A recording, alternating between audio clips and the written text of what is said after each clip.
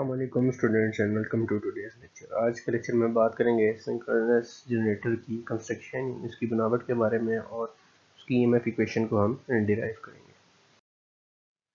तो main topic है आज के कंस्ट्रक्शन ऑफ जनरेटर और ईएमएफ इक्वेशन। सबसे पहले कंस्ट्रक्शन। अगर कंस्ट्रक्शन की बात करें तो दो मेन हिस्से हैं किसी भी मूविंग मशीन के, एक स्टेटर होता है और एक रोटर। स्टेटर साकिन हिस्सा होता है और रोटर घूमने वाला हिस्सा होता है। जनरेटर के केस में हमारे पास दो किस्म की वाइंडिंग है, एक आर्मेचर वाइंडिंग है और एक फील्ड वाइंडिंग है। पहले भी जिक्र हो चुका कि फील्ड का काम मकनातीसी कुव्वत फराहम करना है, जिस मकनातीसी कुव्वत से हम फ्लक्स की तब्दीली हासिल करेंगे और फैराडे के कानून के मुताबिक वो फ्लक्स की तब्दीली दूसरे पास पड़े हुए कॉइल में, जो कि आर्मेचर वाइंडिंग है हमारे केस में, उसमें ईएमएफ इंड्यूस करेगी और वो ईएमएफ जो है उससे हम सप्लाई हासिल करेंगे। अब ये जो आर्मेचर और फील्ड वाइंडिंग है ये स्टेटर पे भी बनाई जा सकती हैं और रोटर पे भी बनाई जा सकती हैं, लेकिन जो most common form of construction है एक सिंक्रोनस मशीन की, उसमें आर्मेचर वाइंडिंग यानी वो वाइंडिंग जिससे हम सप्लाई हासिल करते हैं वो स्टेटर पे बनाई जाती है, और फील्ड वाइंडिंग जिसको हम डीसी सप्लाई फ्राहम करके मैग्नेट बनाते हैं वो रोटर पे बनाई जाती है। कॉमन कंस्ट्रक्शन की जैसे मैंने बात की, तो आप लेफ्ट साइड पे देख सकते हैं कि बाहर स्लॉट्स बने हुए हैं, इसको स्टेटर फ्रेम और स्टेटर कोर कहा जाता है। कोर में ये जो नालियां हैं इसमें स्टेटर की वाइंडिंग, थ्री फेज वाइंडिंग बनाई जाती है, जबकि सेंटर में डीसी वाइंडिंग की जाती है पोल के ऊपर। यहाँ पे जो पोल कंस्ट्रक्शन दिखाई गई है वो सेलियंट पोल है, यानी इसमें उभार है, नॉन स्मूथ है, इसको सेलियंट पोल कंस्ट्रक्शन कहा जाता है। सिंप्लीफाई करके ये डायग्राम राइट साइड पे दिखाई गई है कि बाहर जो है तीन कंसंट्रेटेड कॉइल्स हैं क्योंकि थ्री फेज स्टेटर है, और सेंटर में एक रोटर है जिसपे डीसी वाइंडिंग की गई है, और उस डीसी वाइंडिंग को जो सप्लाई फराहम की जाती है आपको याद है, वो पहले भी हमने डिस्कस की कि वो एक्साइटेशन वोल्टेज होती है और एक्साइटेशन सिस्टम से हासिल की जाती है। रोटर जो है वो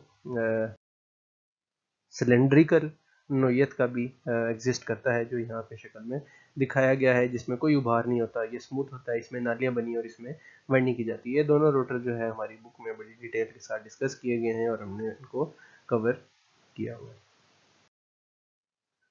यही सिंक्रोनस मशीन की जो कंस्ट्रक्शन है बिल्कुल एज इट इज़ ये सिंक्रोनस मोटर में भी अप्लाई होती है।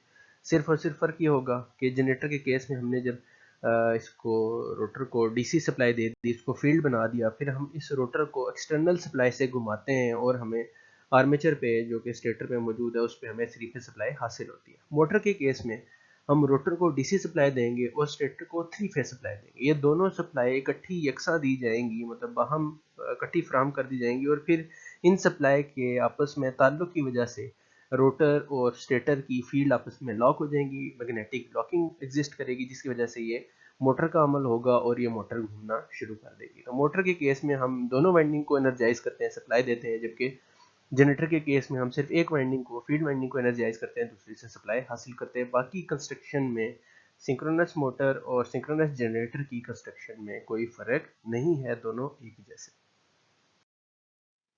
अब बात करेंगे ईएमएफ इक्वेशन की। ईएमएफ इक्वेशन डिराइव करने से पहले हम कुछ पैरामीटर्स हैं जिनको हमने आइडेंटिफाई करना है। उसमें फी पोल फ्लक्स को फाई से दिखाया गया है, पोल्स की कुल तादाद को पी से दिखाया गया है। सिंक्रोनस स्पीड जो कि जिस पे जनरेटर को हम फिजिकली घुमा रहे हैं वो एन एस है। अदाशुदा वोल्टेज की फ्रीक्वेंसी को एफ से दिखाया गया है। कुल कंडक्टरों की तादाद जो कि वाइंडिंग में रखे गए उनका वो जी है, जबकि हर फेज में जो कंडक्टर हैं वो जी फेज है। इंड्यूस ईएमएफ अगर हम डिराइव करना चाहें तो इंड्यूस ईएमएफ, क्योंकि यहाँ पे ईएमएफ फैराडे के कानून के मुताबिक बन रही है, और फैराडे का कानून कहता है कि फ्लक्स की तब्दीली के ईएमएफ जो है वो रास्त मुतनासिब है। फ्लक्स की तब्दीली को D phi by D T से लिखा जा सकता है, जिसमें डी फाई फ्लक्स में तब्दीली है और डी टी जो है वो टाइम में तब्दीली है कि कितने टाइम में फ्लक्स चेंज हुआ। हमें पता है कि एन एस जो है वो रोटेशन स्पीड है फील्ड की एक मिनट में। तो अगर एक सेकंड की बात की जाए तो एक सेकंड में जो जनरेटर है वो एन एस बाई 60 रोटेशन पूरी करता है, क्योंकि एक मिनट में वो एन एस अगर कर रहा है तो एक सेकंड में एन एस बाई 60 रोटेशन वो पूरी कर रहा होगा। तो एक रोटेशन फिर कितने टाइम में पूरा करें। तो अगर 1 सेकंड में ns/60 रोटेशन हैं तो एक रोटेशन 1/ns/60 सेकंड्स में होगी। आप इसको एक दफ़ा फिर गौर से सुनिएगा कि 1 सेकंड में अगर ns/60 रोटेशन है तो एक रोटेशन जो होगी वो ns/60 जो यहाँ पे रोटेशन है वो दूसरी साइड पे जाके डिवाइड कर दें तो वो 1/ns/60 सेकंड्स के अंदर अंदर एक चक्कर जो है वो मुकम्मल करेगा। तो हमें इस इक्वेशन में एक चक्कर का टाइम चाहिए जो कि ns/60 है और फ्लक्स कट पर रेवोल्यूशन चाहिए जो कि 5 फ्लक्स एक पोल का था और p फ्लक्स टोटल पोल का था तो p 5 के बराबर आएगा। अगर ये दोनों वैल्यूज हम यहाँ पे तो हमारे पास इक्वेशन बनेगी 5p divided by 60 divided by ns। ये ns यहाँ पे डिवाइड हो रहा है, ये इक्वेशन में ऊपर चला जाएगा तो 5p ns/60 बन जाएगा। अगर आपको ये अभी तक क्लियर नहीं है आप एक बार फिर पिछली स्लाइड पे जाके ns/60 की जो डिवीजन है उसको ऑब्जर्व कर लें, इंशाल्लाह आपको वहाँ से क्लियर हो जाएगी। यहाँ पे आप देख सकते हैं कि जो सिंक्रोनस स्पीड का फार्मूला था वो हमने अप्लाई किया कि ns = 120f/p। तो अगर हम यहाँ से ns को रिप्लेस कर दें 120f/p से तो इक्वेशन बन जाएगी 5p/60 multiply by 120f/p। Cutting के बाद EMF पर कंडक्टर ये हम कैलकुलेट कर रहे थे। अभी तक एक कंडक्टर की हमने बात की, अभी तक कहीं भी कॉइल की बात नहीं की और ये एवरेज EMF थी तो एवरेज EMF 2πf के बराबर आ जाएगी। अगर हम टर्न की बात करें तो दो कंडक्टर मिलके एक टर्न बनाते हैं क्योंकि कॉइल की दो साइड्स होती हैं जिसमें EMF बन रही होती है। तो जो EMF एक कंडक्टर के लिए आई है टर्न के लिए वो 2 से मल्टीप्लाई हो जाएगी तो ये 4πf बन जाएगा। हम यहाँ पे वाइंडिंग को मुर्तकिज कंसिडर कर रहे हैं यानी तमाम की तमाम जो वाइंडिंग है वो एक ही कॉइल सेट के अंदर है, एक ही कॉइल सेट के अंदर ही टर्न्स मौजूद हैं, इसलिए हम इसको एवरेज EMF पर टर्न को हम 4πf यहाँ पे कंसिडर कर रहे हैं और जितने भी टर्न्स यानी जितने भी चक्कर उस वाइंडिंग में मौजूद हैं उसको डायरेक्टली हम यहाँ पे मल्टीप्लाई कर रहे हैं TPH। यहाँ पे टर्न्स की तादाद है कि कितने चक्कर हैं वाइंडिंग के। अब क्योंकि ये एवरेज EMF है और हमने इसको कन्वर्ट करना है RMS वैल्यू में और वो फॉर्म फैक्टर की वैल्यू हमें याद है कि साइनोसाइडल वेव के लिए वो 1.11 होता है।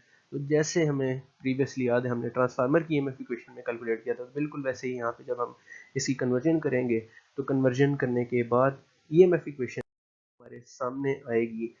फाइनल EMF इक्वेशन जो हमारे सामने आएगी वो आएगी 4.44 जहाँ पे फाइ जो है वो फ्लक्स है, एफ फ्रीक्वेंसी है और टी जो है वो टर्न्स की तादाद है पर फेस। अब अगर वाइंडिंग को हम कंसंट्रेटेड नहीं बल्कि डिस्ट्रीब्यूट कर देंगे या वाइंडिंग में हम शॉर्ट पिचिंग करेंगे तो शॉर्ट पिच करने से और डिस्ट्रीब्यूशन करने से जो दो फैक्टर हैं के सी और के डी वो भी इस इक्वेशन में शामिल हो जाएंगे और ये इक्वेशन मजीद 4.44 लिखी जा सकती है, लेकिन जनरल फॉर्म में ये EMF इक्वेशन है एक जनरेटर की।